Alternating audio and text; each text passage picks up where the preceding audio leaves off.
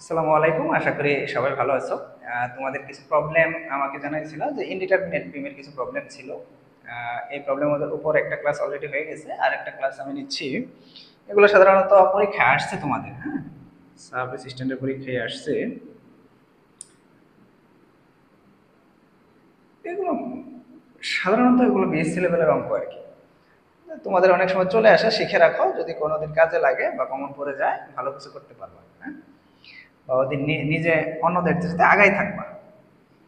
এই অঙ্কগুলো করতে গেলে আমাদের এগুলো ইনডিটারমিনেট বিম, ফিক্সড ইন মোমেন্টের প্রয়োজন হয়। যেমন এখানে একটা মোমেন্ট অজানা আছে, এই পাশেও কি আছে, মোমেন্ট অজানা আছে। এগুলো সূত্র আছে বেসি লেভেলে, এগুলো সূত্র।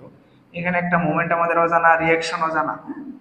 এই মোমেন্টটা যদি আমরা এম বি ধরি, এটাকে বি পয়েন্ট, এটা যদি এ ধরি তাহলে এটা এম এ। এখানে দুইটা, এই দুইটা মোমেন্ট বের করার সূত্র আমাদের জানতে হবে, তাহলেই হবে। এখন লুট দেওয়া থাকলে অঙ্ক করা যাবে, আর ওমেগা দিয়ে অঙ্ক আসলে অঙ্ক করা যাবে। তো এই মোমেন্টটা বের করার সূত্রটা মুখস্থ থাকা লাগবে, ওমেগা এল স্কোয়ার ভাগ 12। এটাও কি ওমেগা এল স্কোয়ার ভাগ 12, ফিক্সড ইন মোমেন্ট। আর যদি আমাদের মোমেন্ট দিয়ে দিত মান, তাহলে তো ভালোই ছিল, বা লুটটার মোমেন্ট যদি দিয়ে দিত সেভাবে অঙ্ক করা যায়। হ্যাঁ, প্রযুক্তি বই একটা অঙ্ক এরকম আছে মোমেন্ট দেওয়া। তো এখন নর্মালি এখানে আমাদের এসএফডি একটা মোমেন্টের কাজ নাই। এসএফডি আঁকবো আমরা কিভাবে, এখানে রিঅ্যাকশন বের করবো। তাহলে এখানে কি বের করবো, আর এ, আর এখানে কি বের করবো, আর বি।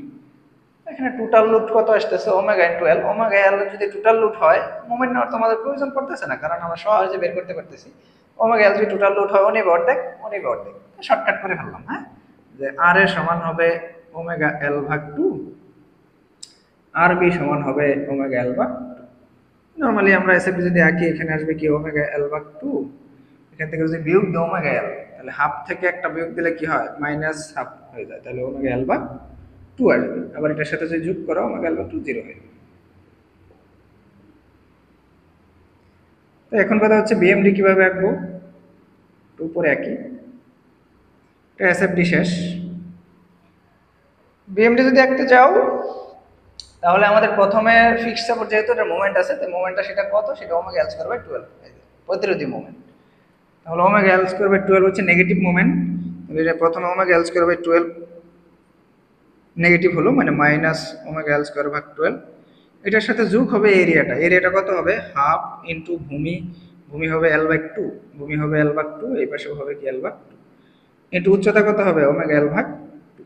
এটা যদি ক্যালকুলেশন করি কি হবে, যে ওমেগা এল স্কয়ার যদি কমন নেই, তাহলে 1/12 মাইনাস 1/12 সাথে প্লাস হাফ ইন্টু হাফ যদি দিয়ে দিই, ক্যালকুলেটর হয়ে যাবে। মনে মনে কমন নেই, মাইনাস 1/12 এর সাথে প্লাস হাফ ইন্টু হাফ, তাহলে 1/24 আসছে, তার মানে পজিটিভ হয়ে গেছে। তো এখানে যেহেতু হেলানো রেখা, আমরা জানি এখানে কার্ভ হয় omega L square by 12, sorry 24।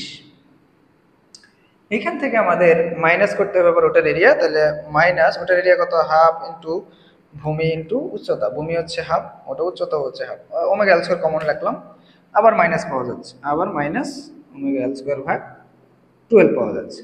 আবার এটা উঠলে 0 হয়ে যাবে, তাই এটা নেগেটিভ, এটা পজিটিভ, এটা নেগেটিভ, এটা বিএমডি। নর্মালি অঙ্কগুলো না করা থাকলে কিন্তু খুব কঠিন হয়ে যাবে। তো এই জন্য আমাদের এইটা কি জানতে হবে, ফিক্সড মোমেন্ট। এখন এটা ওমেগা দিয়ে শিখলাম। যদি আমাদের এখানে লোড দিয়ে আসে 1000 কেজি বা 5 মিটার, তাহলে আমরা এখানে মোমেন্টটা বের করে ফেলবো, এখানে মোমেন্টটা বের করে ফেলবো, অঙ্ক করে ফেলবো। অথবা অনেক সময় এই মোমেন্ট আর এই মোমেন্ট দেওয়া থাকতে পারে, আমাদের এই লোড দেওয়া থাকবে, তাহলে এই রিয়াকশন বের করবো প্রথমে, মোমেন্ট নিয়ে রিয়াকশন বের করে তারপর আমরা অঙ্ক করে ফেলবো, হ্যাঁ, এই আর কি। এটা গেল। এরকম আরেকটা অঙ্ক আছে, আমি গত ক্লাসে তোমাদের বলছিলাম যে এরকম আরেকটা অঙ্ক দেখাবো। আচ্ছা, সেটা হচ্ছে এরকম যদি থাকে, এখানে এল বাই 2, এখানে কি এল বাই 2। তো সেই ক্ষেত্রে আমাদের যদি এসএফডি আঁকতে যাই, এসএফডি আঁকতে গেলে প্রথমত রিয়াকশন লাগবে।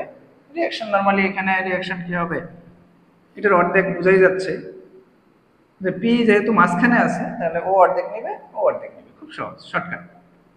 পি বাই 2 এই পাশে দিয়ে দিলাম, পি বাই 2। তাহলে এবার দেখো, এবার আমরা পি ভাগ 2 যদি উঠি, এখানে রিয়াকশন উঠতেছে, সোজা গেল, পি বিয়োগ করলে মাইনাসের পি ভাগ 2 হয়ে গেল, সোজা গেল, এখানে যাই আবার 0 হয়ে গেল। এসএফডি বিএমডি, এসএফডি তো শেষ। এবার বিএমডি আঁকতে গেলে আমাদের কি লাগবে, প্রথমত এই জায়গায় মুভমেন্ট লাগবে। তাহলে এই জায়গায় একটা কি আছে আমাদের, ফিক্সড ইন মুভমেন্ট, সেটাও মুখস্থ করবে। এরকম অনেকগুলো সূত্রই আছে, তা তোমাদের তো সবগুলো সূত্র মুখস্থ তোমরা দরকার নাই। আপাতত এই আমি দুইটা দেখাই রাখি, এই দুইটা একটু মনে রাখিও যেহেতু এই দুইটা আসছে। তাহলে PL/8, PL/8 এটা আমাদের ফিক্সড ইন মোমেন্ট। এটা যদি এম এ ধরো, এটা মুখস্থ থাকতে হবে আমাদের, আর এটা ধরো এমবি। তাহলে প্রথমে PL/8 এটা নেগেটিভ, প্রথমে আমরা নামলাম নিচের দিকে, মাইনাস PL/8, এখানে মাইনাস PL/8 এর সাথে এরিয়াটা কি হবে, যোগ হবে। তাহলে মাইনাস PL/8 ক্যালকুলেটারে না তুলে আমরা 1/8 তুলি, হ্যাঁ PL টা কমন রাখি, -1/8 তুলি, এটার সাথে প্লাস দিয়ে এটার এরিয়া, এটার এরিয়া কি এত ইন্টু এত, হ্যাঁ উচ্চতা ইন্টু ভূমি, তাহলে হাফ ইন্টু হাফ, PL টা কমন থাক, তাহলে 1/8 আসলো। তার মানে এটা নেগেটিভ ছিল, পজিটিভ হয়ে গেছে। এখন কি হবে, এটা যেহেতু সোজা রেখা, এটা হবে হেলানো রেখা। আচ্ছা আমরা একটু এইভাবে আঁকি। আচ্ছা এটা আসলো PL/8, আবার এটা থেকে যদি এটা বাদ দেই তাহলে মাইনাস এত ইন্টু এত, এরিয়াটা বাদ দিলাম, তাহলে মাইনাসের PL/8, মাইনাসের PL/8, আবার এটা উঠে গেলে প্লাস রিঅ্যাকশন, এটা উঠে গেলে মোমেন্টটা উঠে গেলে এই মোমেন্টটা যোগ হয়ে যাবে, তাহলে জিরো হয়ে যাবে। যেহেতু মাইনাস PL/8 এর সাথে এই মোমেন্টটা কি হয়ে যাবে, যোগ হয়ে যাবে, জিরো হয়ে যাবে। ওকে, তাহলে 0 0, এটা নেগেটিভ, এটা পজিটিভ, এটা কি নেগেটিভ, এটা BMD, এটা কি SMD। ওকে, এই ধরনের অঙ্ক পাবা মনে হয় ফাউন্ডেশন বই, এই ধরনের অঙ্কগুলো দিছে, উঠে দিছে। আর এগুলো বিভিন্ন কোশ্চেন ব্যাংকও পাবা, পরীক্ষায় আসছে এগুলা সাব অ্যাসিস্ট্যান্টে। এগুলা একটু শিখে রাখো, যদি কোনোদিন আসে তো তুমি আগাই থাকবো পরীক্ষাতে, এই আর কি। আচ্ছা যাই হোক, আমাদের অনলাইন বেজ এই প্রথম হোয়াইট বোর্ডে শুরু হচ্ছে। অনলাইন বেজ জব প্রিপারেশন দিয়ে শুরু হচ্ছে, তারপরে অ্যাডমিশনটা হবে। এর আগে তো 46 বেজ চলতেছে, অনেক বেজ পড়ানো হয়েছে লাইফে, এখন অনলাইন জগতে ফিরে আসে আর কি। টোটাল 46 10 আগস্টের পর শুরু হবে।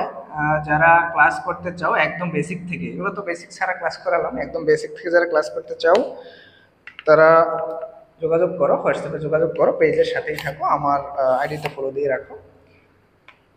এবং আমার ক্লাস সম্পর্কে যদি জানতে চাও, আমার কাছে যারা পড়ছে তাদের সাথে কথা বলতে পারো, অথবা আমার পেজে আমি বিভিন্ন সময় রিভিউ দিয়ে থাকি, যারা ক্লাসে পড়ছে ওরাও রিভিউ দিয়ে থাকে, কমেন্ট করে থাকে, ওদেরগুলো দেখতে পারো।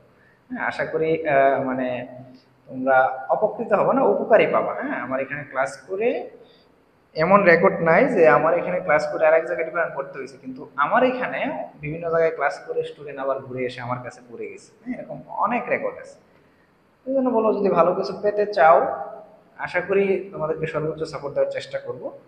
নতুন পেজে ভর্তি হতে চাইলে যোগাযোগ করে। ধন্যবাদ সবাইকে, ভালো থাকো সবাই।